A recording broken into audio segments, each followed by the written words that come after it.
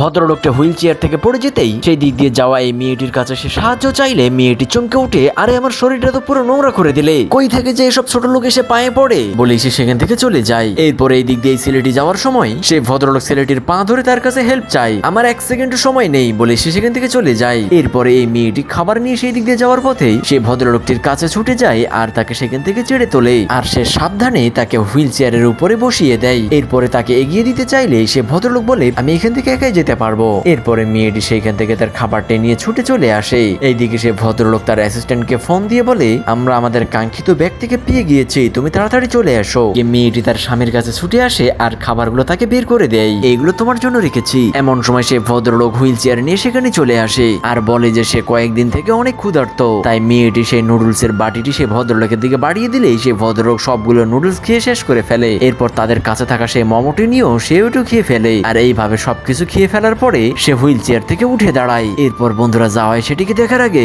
আমার মতো এই সুন্দর ছবিটিকে ভালোবেসে ভিডিওতে অবশ্যই একটা লাইক করে চ্যানেলকে সাবস্ক্রাইব করবে। এরপরে সে ভদ্রলোক তাদের এই ব্যবহারে খুশি হয়ে তার একটি ক্রেডিট কার্ড তাদেরকে দিয়ে বলে, এইখানে 10 লক্ষ টাকা রয়েছে, তোমরা এই টাকাগুলো দিয়ে আজ থেকে একটা বিজনেস করবে।